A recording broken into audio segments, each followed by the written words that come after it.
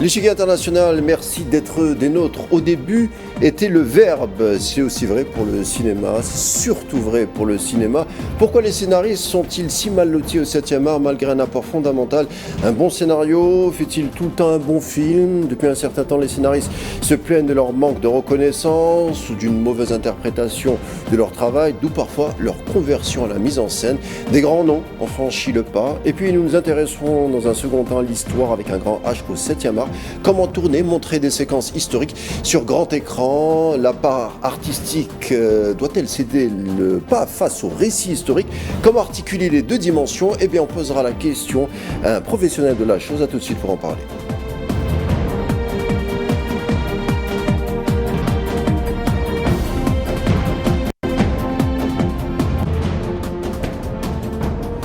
Scénariste, réalisateur, tout bonnement observateur, lauréat du César pour le film Un prophète de Jacques Audiard, réalisateur sur la guerre d'Algérie avec un film qu'un sang pur, sans parler des séries en préparation où il est question de l'Algérie, mais pas que.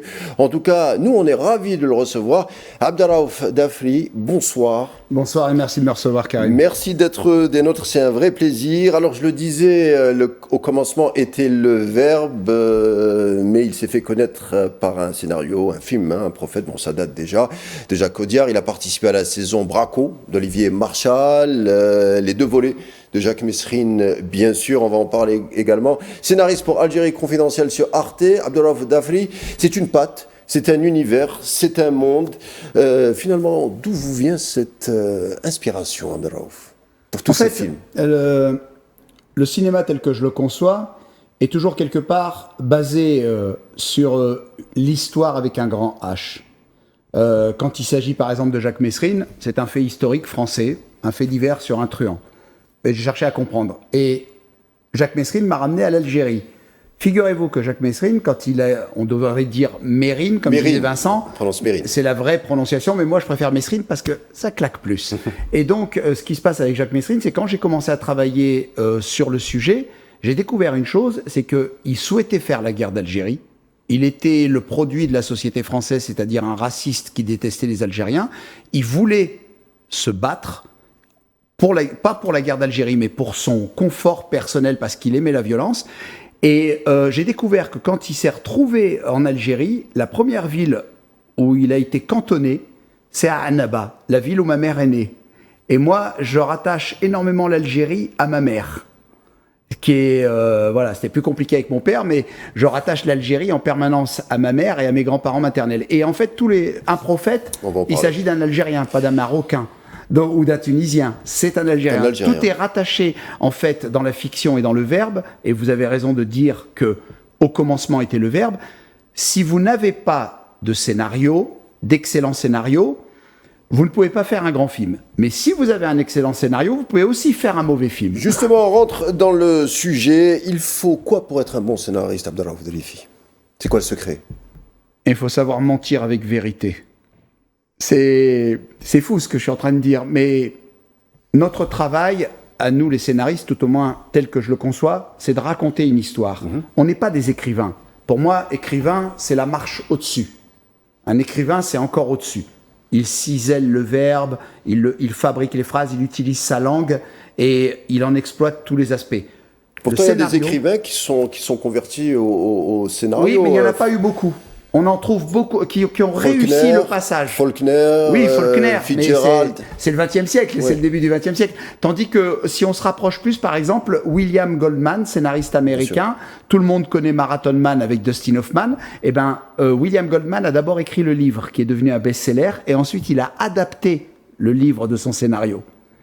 Ils sont très très rares. Les grands scénaristes, par exemple Michel Audiard en France, le père de Jacques, Michel Audiard, il avait commencé comme scénariste, comme journaliste, baratineur, il inventait des fausses informations.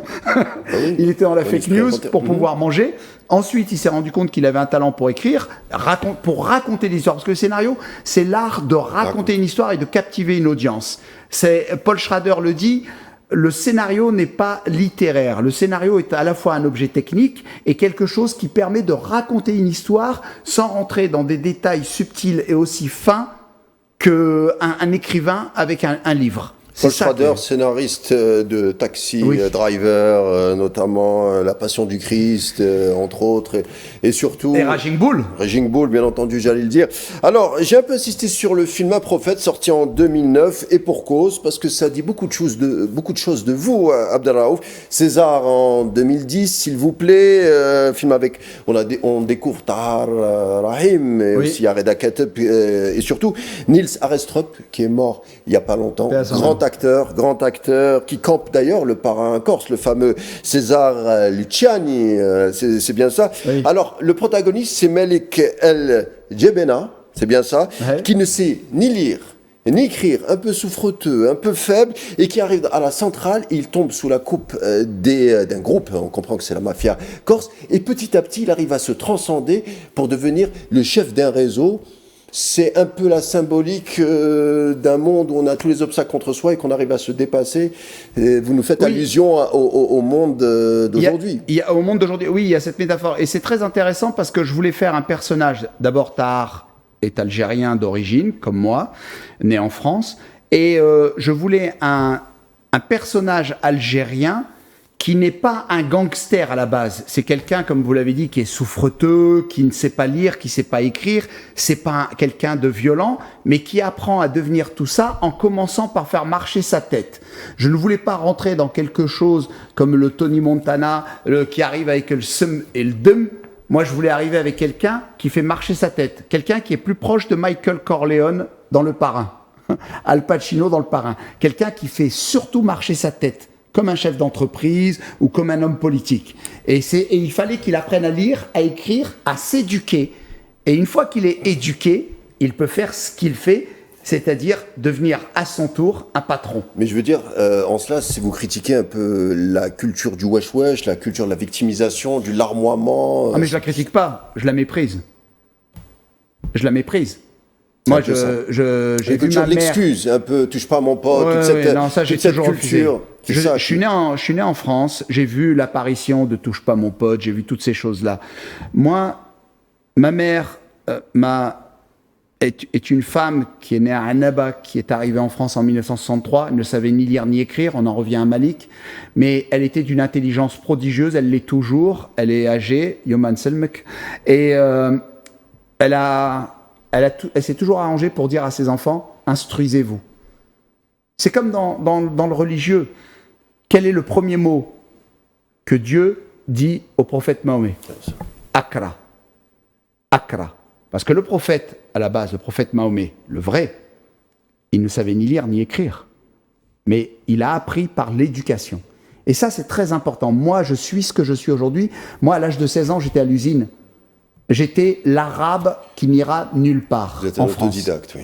Totalement autodidacte. J'ai appris tout seul, j'ai pas fait d'école de cinéma. Mais j'avais un truc, algérien, ça rime avec italien et aussi avec baratin. On n'est pas trop mauvais quand il s'agit de parler et de raconter. Et je me suis dit, il y a un truc à exploiter là. Alors il y a des scènes, je reviens encore, dernière question sur le prophète, on va parler d'autre chose, mais dernière question, il y a des scènes dans le film Le Prophète où le héros doit tuer un prisonnier, on sent le clin d'œil à Scarface bien entendu, Brian De Palma, scénario d'Oliver Stone, c'est d'ailleurs par la force des choses qu'on voit un peu vos maîtres, vous qui êtes autodidacte. Il y a aussi également des scènes dans Mérine ou Mesrine où on voit par exemple la rencontre entre Depardieu et Vincent Cassel, on voit un peu l'univers de Martin Scorsese, dans votre série Alger Confidential, on sent aussi un peu peut-être la touche de Michael Mann. Alors vous êtes un autodidacte, mais un autodidacte éponge. On sent que vous avez été élevé à la mamelle des films du 7e art. Oui. Il faut savoir que le cinéma, c'est comme une transmission de génération en génération. Scorsese ne s'est jamais caché de s'inspirer de films qui n'avaient pas forcément marché. Il a d'ailleurs fait une série de documentaires sur le sujet où il expliquait quelles étaient ses inspirations. Moi, j'ai beaucoup regardé de films, j'ai lu beaucoup de livres et je savais ce que je voulais y injecter et ce que je voulais mettre. Récemment, j'ai vu une interview qu'on peut trouver sur YouTube, que vos téléspectateurs peuvent trouver sur YouTube, où on voit Christopher Nolan, celui qui a écrit les Batman et qui va bientôt sortir un film, l'Odyssée, en train de discuter avec Michael Mann et Al Pacino et Robert De Niro du film Hit. Voilà. Donc, les références de chacun sont là et elles nous imprègnent. Mais sur Mesrine, les scènes, par exemple, la rencontre entre Depardieu, c'est-à-dire Guido, mafieux italien, et Jacques Mesrine, je l'ai inventé en m'inspirant. Mais il y a d'autres scènes qui ne sont inspirées de nulle part et qui sont authentiquement vraies à l'intérieur. Quand j'ai vu le film sur Mesrine à l'époque, je me suis dit comment il a fait pour faire ce film. Je vais vous dire pourquoi. Parce que beaucoup de réalisateurs ont tenté de faire des films sur Mesrine, mais le problème c'est que Mesrine a beaucoup raconté entre guillemets, de contre-vérités, de bobards. Il a exagéré, il a extrapolé. C'était vraiment un défi. Comment vous avez fait vous pour... Alors c'est simple, j'ai lu son livre. Moi je voulais pas le faire. C'est Thomas Langman qui est venu me chercher. Et parce que ça m'intéressait pas pour une raison simple. Mesrine détestait les Algériens, il les traitait de bougnoules. Et il n'était pas question que je glorifie un tel individu. Il le dit dans ses livres. Mais Mesrine, ce qui m'a fait changer d'avis, c'est que Thomas m'a écouté, Thomas Langman, le producteur. Jean-François Richet est arrivé. J'ai dit que je n'écrirais que pour Vincent Cassel, parce qu'il y avait un autre acteur pressenti, mais je n'en voulais pas. Donc j'ai dit, moi j'écris pour quelqu'un qui m'inspire. Et celui qui m'inspirait, c'était Vincent Cassel. Et j'ai creusé Mesrine tout en négociant ma liberté de manœuvre en tant que scénariste sur un projet qui coûtait très cher. C'est plus de 21 millions par film. Et on a fait un oui, il y en a deux. On a fait un carton. Mais Mesrine, je ne voulais pas parce qu'il était fondamentalement raciste. À partir du moment où j'ai compris qu'il n'était raciste que, non pas parce qu'il était sincèrement raciste, mais qu'il était le produit de la société française. Je rappelle quand même que c'était la guerre d'Algérie et qu'en France, la propagande anti-Algérie, elle fonctionnait à plein. Et un jour, j'ai découvert que Mesrine était en cavale. Et où est-ce qu'il s'est réfugié? À Alger. Et vous savez pourquoi il a quitté Alger? Il a adoré l'Algérie. J'avais écrit une scène, et c'est une scène qui a eu lieu, parce que le voyou qui était avec lui me l'a raconté. Il est assis à une terrasse de café à Alger, et il parle avec des Algériens et il demande pardon. On n'a pas pu faire cette scène, pourtant je suis venu avec Jean-François Richet et on a fait un tour dans la Casbah pour Mesrine. On voulait tourner dans la Casbah, ça s'est pas fait pour plein de raisons techniques, financières. Et quand j'ai découvert qu'il avait demandé pardon et qu'il avait quitté l'Algérie pour une raison simple... Il y avait trop de contrôle policier. Il a dit autant que je retourne en France. Et il est revenu en France. Mais il est revenu faire, entre guillemets, vis-à-vis de lui-même, amende honorable vis-à-vis de l'Algérie. Après, c'était un homme violent et dangereux. Oui. C'était un tueur. Criminel un peu romantique aussi. Il l'est. Il a ce truc-là. Oui. Et il respectait énormément son père. Et ses parents étaient des gens très, très honnêtes. Mais lui, il était, comme on dit en Algérie, il était meurlo. Il avait une case en moins. Quel regard vous portez sur le scénario aujourd'hui, la production française, la production annuelle, par exemple les Césars, quand vous voyez un peu la liste, comment vous voyez cette production, cette qualité? Je vais être très très clair. Bon, c'est toujours un peu compliqué de dire du mal, mais dans le métier, on sait très bien. En France, on a un véritable problème. Le cinéma français est un grand cinéma. Et le problème, c'est qu'en France, on ne consacre pas de temps au scénario. C'est-à-dire qu'ils considèrent que le scénario, c'est comme si vous aviez un superbe terrain et que vous décidiez de construire une maison en vous passant de l'architecte, en vous passant des plans, parce que c'est ça un scénario au finish. Et ils ne comprennent pas ce qu'est un scénario. Ils ne savent pas ce que c'est.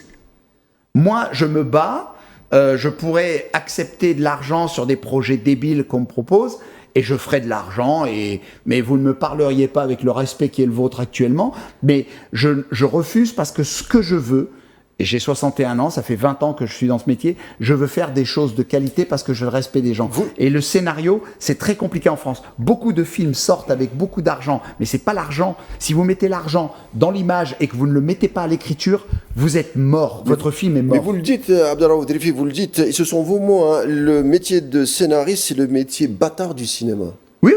Parce qu'on est des êtres étranges. C'est-à-dire que on vient, on explique des choses, tout a l'air de se passer dans notre tête et c'est très difficile pour nos interlocuteurs. De le traduire. De traduire et de comprendre. Mais quand on le met même sur le papier, la problématique, c'est qu'il y a des gens, ils veulent écrire par-dessus votre épaule.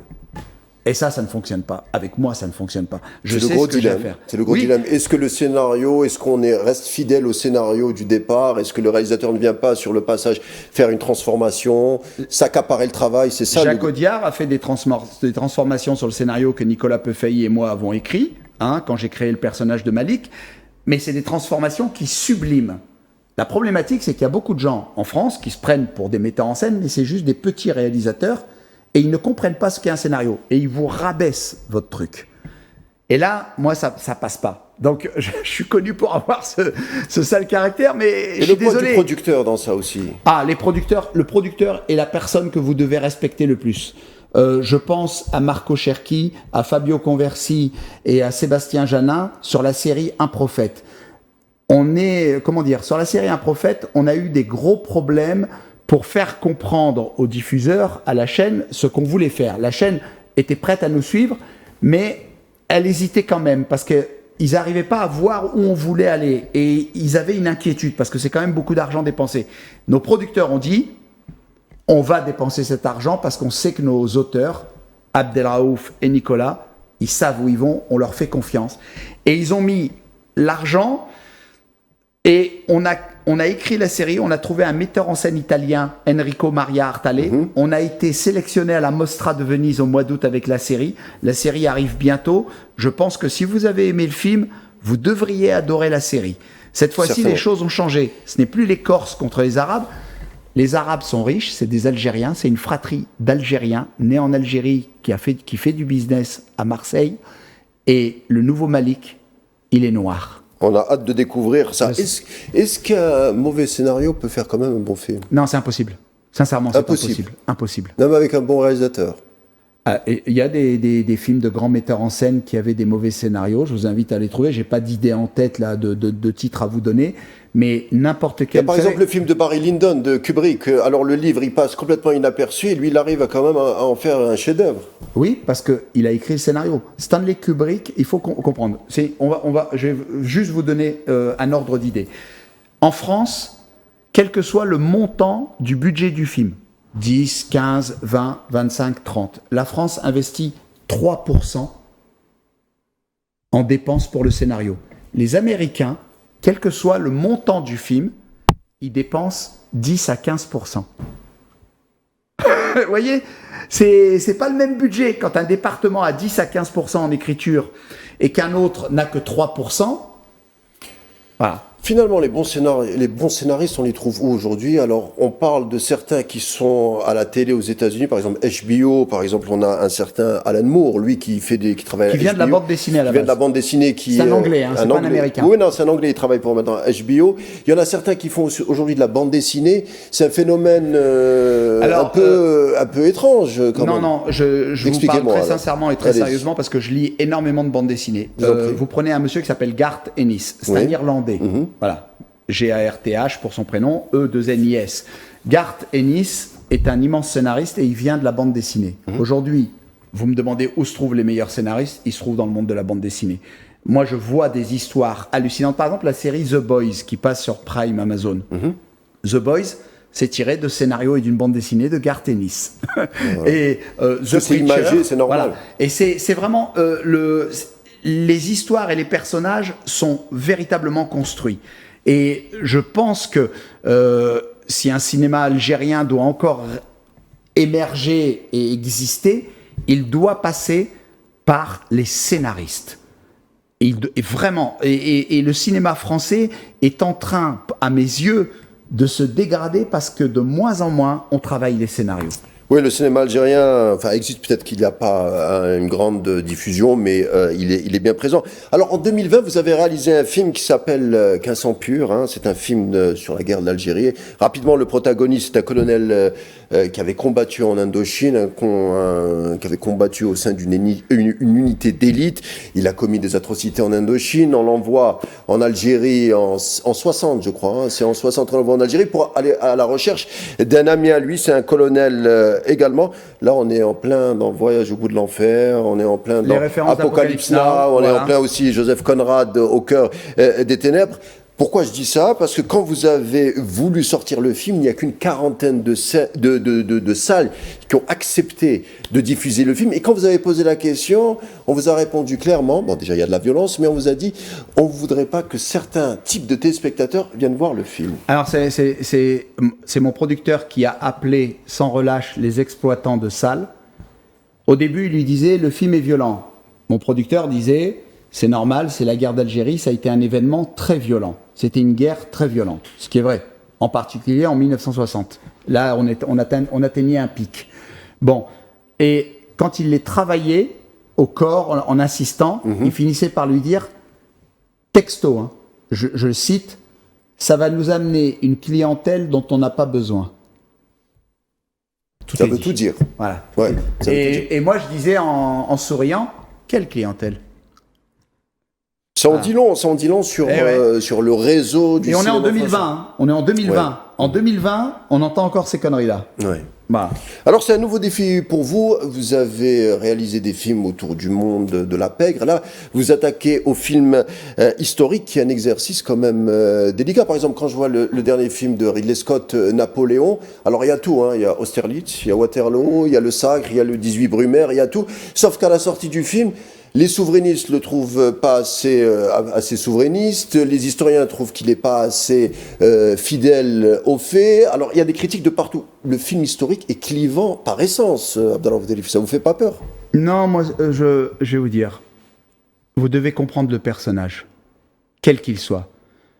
Le plus beau compliment qui nous a été fait à Jean-François Richet et moi sur Mérine, c'est que sa fille, qui surveillait les scénarios, Sabrina Mérine, c'est la fille aînée. Sabrina a dit « Merci, vous avez parfaitement compris qui était mon père ». Le problème de Ridley Scott, c'est que c'est un Anglais. Par essence, les Anglais n'aiment pas trop les Français. Surtout Napoléon. Hein. Surtout Napoléon. Il y a un d'accord. Ouais. Je crois que Ridley Scott, il n'y a pas d'autre terme, il a saccagé le travail. Pourquoi vous dites ça? Parce que le scénario n'est pas bon, parce que moi je connais des spécialistes de Napoléon. Jean-François Richet connaît très très bien Napoléon, et il m'a dit, les meilleurs spécialistes, il m'a donné les noms des meilleurs spécialistes, et il m'a dit pourquoi Ridley Scott ne les a pas appelés.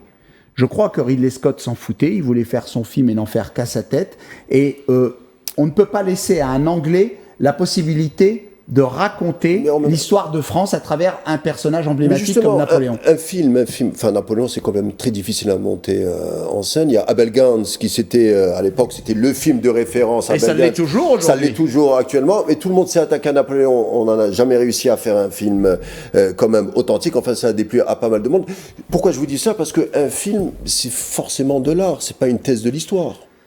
Oui, il y a de l'argent, mais il faut utiliser l'argent intelligemment. Non, c'est pas une thèse historique, je veux dire. C'est juste oui, mais d'accord, mais il y a un moment, vous devez reconnaître qui était le personnage dans ses ambiguïtés.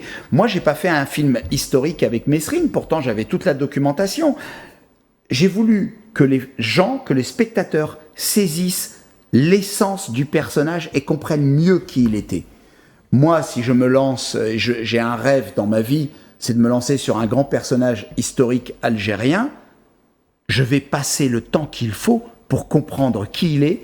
Et par extension, quand vous parlez d'un grand personnage positif, historique, vous parlez aussi de la nation qu'il a permis de bâtir par sa propre symbolique et par son propre sacrifice. Et ça, vous devez comprendre qui est l'individu. Quand vous comprenez l'homme, le scénario, les plus grands films, vous parliez de Voyage au bout de l'enfer, vous parliez d'Apocalypse Now, de quoi on parle? On parle des personnages, pas de fonction. Mesrine, nous, on s'en foutait de faire un film de gangster. Quand j'écris Un prophète, je ne cherche pas à faire un film, je cherche à montrer un garçon qui apprend et qui dépasse sa condition. Quand j'écris Mesrine, comment j'ai expliqué à Vincent Cassel? Il m'a dit, c'est quoi le premier film, c'est quoi le deuxième film? J'ai dit, le premier film, c'est un garçon qui a vu son père revenir de la guerre battu. Il était prisonnier, travailleur obligé, STO en Allemagne. Il avait honte de son père. Et il a dit, moi le gamin, je vais devenir ce que mon père n'est pas devenu, je vais devenir un homme. Et Vincent me dit, bien, ça c'est pour le premier film. Et dans le deuxième film, il est devenu un homme, maintenant il veut devenir un personnage. Parfait. C'est ça, ouais. Si vous comprenez, si vous restez sur l'humain, sur un scénario, vous restez sur l'humain, les gens l'accompagnent et sont avec lui. Voilà. Dernière question, Abdallah Abdelif, 3 films à conseiller, rapidement. Rapidement. Pour ceux qui ne l'ont pas vu, Le Parrain, il y a Il y a aussi, c'est parce que c'est compliqué, hein, 3 films rapidement. Ah, il y a un film qui est très intéressant sur la manipulation de l'information avec Nick Nolte qui s'appelle Under Fire. Under Fire, bien sûr. Extraordinaire. Ouais, Et c'est très d'actualité parce que ça parle de l'implication de la CIA américaine au sein de l'Amérique latine. C'est très intéressant. Et un troisième, c'est toujours compliqué ce genre d'exercice. Un troisième qui me marque souvent, j'ai dit Le Parrain, j'ai dit Under Fire. Bon, c'est pas grave. C'est ça, le troisième, c'est toujours plus compliqué. Merci beaucoup, Abdallah Avdelifi. Merci à vous, Karim. Ça sera le mot de la fin. J'espère que vous reviendrez, Abdallah Avdelifi. En tout cas, c'était très intéressant de parler de cinéma avec vous, de vous et du scénario en général. Merci, réalisateur, scénariste. Merci d'avoir échangé avec nous. L'échiquier international est fini pour aujourd'hui. Bonne suite des programmes chez RAL 24 News. Et on se retrouve dès demain. D'ici là, portez-vous bien.